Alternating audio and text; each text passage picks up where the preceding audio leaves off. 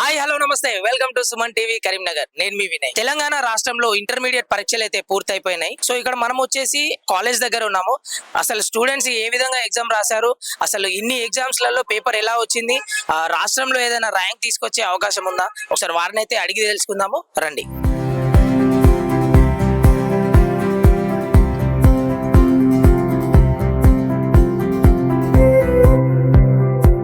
So exam రాసి అయితే పిల్లలు అయితే బయటకు వచ్చారు. వాళ్ళు ఏ విధంగా ఎగ్జామ్ రాశారు, అసలు క్వశ్చన్ పేపర్ ఎలా వచ్చింది, అసలు నెక్స్ట్ వాళ్ళ గోల్స్ ఏంది, ఒకసారి వారి మాటల్లోనే విందాం. నమస్తే అమ్మా, మీ పేరు? శ్రీవర్ష. ఎగ్జామ్ ఎలా రాశారు? చాలా బాగా రాసా, ఈజీ వచ్చింది పేపర్. 60. గతంలో జరిగిన ఎగ్జామ్స్ తో పోలిస్తే ఏ పేపర్ చాలా టఫ్ గా వచ్చింది? అదే అలా ఏం లేదు, చదివితే ఏదైనా ఈజీ. గతంలో ఎన్ని ఎగ్జామ్స్ జరిగాయి కదా, ఏదైనా పేపర్ టఫ్ గా వచ్చిందా? లేదు, అన్ని ఈజీగానే వచ్చినాయి. లాస్ట్ కరోనా టైం నుంచి ఈజీగానే వచ్చింది. నెక్స్ట్ ఫ్యూచర్ గోల్స్ ఏంటో? నా future goal main second time ఏంటన్నా ఎంసెట్ లో ర్యాంక్ కొట్టడం అన్న. ఈ సమ్మర్ హాలిడేస్ లో ఏం ప్లాన్ చేసుకుంటున్నారు? ఏదైనా గ్రూప్స్ ఏదైనా కోచింగ్ తీసుకుంటారా? కోచింగ్ తీసుకుంటున్నా. ఏం కోచింగ్ తీసుకుంటారు? ఎంసెట్ కోచింగ్. స్టేట్ ర్యాంక్ రావడానికి ఏమైనా ఆస్కారం ఉందా? ట్రై చేస్తా. ఎందుకంటే నేను వచ్చిన తర్వాత మీరు ఎగ్జామ్స్ లో బుక్స్ లో క్రాస్ చెక్ చేసుకుంటున్నారు, అందుకే మీ దగ్గరకు వచ్చినాను నేను. సో మీరు స్టేట్ ఫస్ట్ రావాలని కోరుకుంటున్నాను నేను. Thank you. ఏమైనా అవకాశాలు ఉన్నాయా? ఉన్నాయి. విద్యార్థులు అయితే మామూలుగా లేదు గోలా. ఇంటర్మీడియట్ ఎగ్జామ్స్ అయితే అయిపోయినాయి కదా, నెక్స్ట్ వాళ్ళ గోల్స్ ఏంది, అసలు వారి మాటల్లోనే విందాం రండి. సో పిల్లలు అయితే చాలా ఉత్సాహంగా ఉన్నారు. వాళ్ళు ఏ విధంగా ఎగ్జామ్ రాశారు వాళ్ళని మాట్లాడి మనం కనుక్కుందాం. సో ఎగ్జామ్ ఎలా రాశారమ్మా? చాలా బాగా రాసాం. అసలు ఎగ్జామ్ పేపర్ ఎలా వచ్చింది? ఈజీగా వచ్చింది. గతంలో జరిగిన ఎగ్జామ్ పేపర్స్ తో పోలిస్తే ఏ పేపర్ మీకు చాలా హార్డ్ గా వచ్చింది? Maths B. సమ్మర్ ప్లాన్స్ ఏంటమ్మా? ఎంసెట్ కోచింగ్. ఎంసెట్ కోచింగ్ తీసుకుంటారా? సో సమ్మర్ లో నార్మల్ గా సెలవులు వస్తేనే ఎంజాయ్ చేయడానికి వెళ్తారు కదా, అలాంటి ప్లాన్స్ ఏమన్నా? ఇంటర్మీడియట్ అయిపోయింది ఇప్పుడే, సో మీరు నెక్స్ట్ డిగ్రీకి వెళ్తున్నారు, హైయర్ స్టడీస్ కి బయటికి వెళ్ళే అవకాశం ఏదైనా ఉందా? అవన్నీ మా యొక్క గోల్స్ తీరాకనే మేము చదువు ఎంసెట్ కోచింగ్ అయిపోయాక అవి అయిపోయినా. సో నార్మల్ గా పేరెంట్స్ ఇది కావాలి, డాక్టర్ కావాలి, ఇంజనీర్ కావాలి అని అంటారు కదా, మీరు అనుకున్న గోల్ నే టార్గెట్ గా పెట్టుకున్నారా లేకపోతే ఎలా? మాకు ఏదైతే ఇష్టమో మేము అదే వేలో వెళ్తాం, కానీ మా పేరెంట్స్ కి ఇష్టం అని అలా ఏం లేదు. సో పిల్లలు ఎగ్జామ్ ఎలా రాశారండి? సూపర్. మీరు ఎలా రాశారు ఎగ్జామ్? బాగా రాసిరా? ఈజీ వచ్చింది, మస్తు ఈజీ వచ్చింది. మీ పేరేంటండి? పవన్ కళ్యాణ్. మీ పేరు? Avinash. So next summer plans ఏంటి? ఎగ్జామ్స్ అయిపోయాయి కదా, కోచింగ్ ఏనా? కంప్యూటర్ ప్రతి ఒక్కరు కోచింగ్ ఏనా? కోచింగ్ కొంచెం ఎగ్జామ్స్ అయిపోయినాయి కాబట్టి పార్టీ. ఈ రోజుల్లో ఈ నార్మల్ గా హాలిడేస్ వస్తేనే 1-2 days హాలిడేస్ వస్తేనే మస్తు చిల్ అయిపోతారు అన్నమాట. సో ఇన్ని రోజుల గ్యాప్ తర్వాత చాలా కష్టపడి ఎగ్జామ్స్ రాసిరు, మంచిగా ప్రిపేర్ అయ్యి రాసిరు కదా. సో ఇప్పుడు మీరు ఎక్కడికి వెళ్దాం అనుకుంటున్నారు? ట్రిప్స్ ఇద్దాం అనుకున్నాం. ట్రిప్స్ గోవాకి ప్లాన్ చేసాం మేమైతే. గోవా ఫస్ట్ ఎండాకాలం మొత్తం ఎంజాయ్ చేయాలి, కానీ సమ్మర్ ప్లేస్ అంటే గోవానే. సమ్మర్ ప్లేస్ అంటే గోవానే. సో గోవాకి వెళ్ళి సాంప్రదాయమైన పనులు చేస్తారా లేకపోతే నార్మల్ గా ఎంజాయ్ చేస్తారా? నార్మల్ ఎంజాయ్ చేయడం, నార్మల్ ఎంజాయ్. సో ఇప్పుడు ఎగ్జామ్ రాశారు కదా, అంటే టఫ్ గా వచ్చిన పేపర్ ఏంటి? మ్యాథ్స్. మ్యాథ్స్ చాలా టఫ్ గా వచ్చిందా? ఇన్ని ఎగ్జామ్స్ రాశారు కదా, ఎన్ని మార్క్స్ వస్తాయి అనుకుంటున్నారు?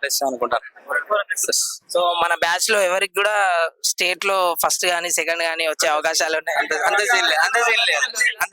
బ్యాక్ బెంచర్స్ ఏనా? ఓకే. సమ్మర్ లో అయితే మంచిగా కోచింగ్ తీసుకొని మీరు అనుకున్న గోల్స్ రీచ్ అవ్వాలని కోరుకుంటున్నాను.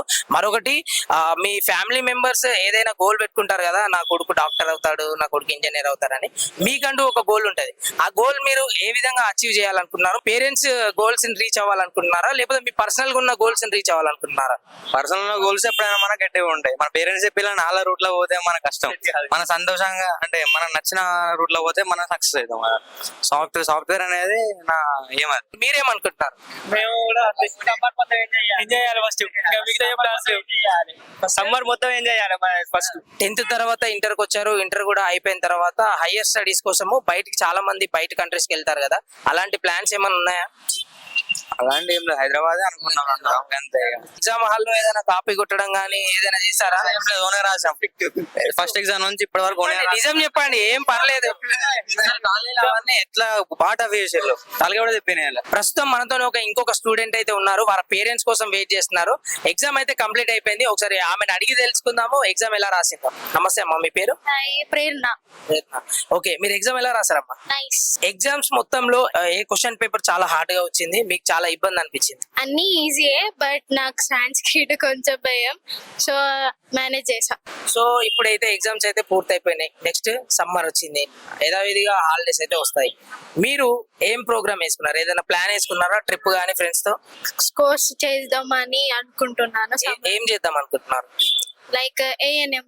మరొక కాలేజ్ పిల్లలు అయితే ఇక్కడ మనతో మాట్లాడడానికి అయితే రెడీగా ఉన్నారు. వాళ్ళు ఏ విధంగా రాశారు ఎగ్జామ్, ఒకసారి వారి మాటల్లోనే విందాం. మీ పేరండి? ఈషా. ఎగ్జామ్ ఎలా రాశారు? మొత్తం చింపేసినాం, డెడ్ ఈజీ పేపర్. అంటే పేపర్ ని చెప్పేశారా లేకపోతే రాసిన తర్వాత చింపేసినట్టు రాసినాం. చెప్పేసినట్టు రాసారా? గతంలో చాలా ఎగ్జామ్స్ అయినాయి కదా, ఫస్ట్ నుంచి లాస్ట్ వరకు. ఆ పేపర్స్ లో ఏదైనా టఫ్ గా వచ్చిందా ఏదైనా పేపర్?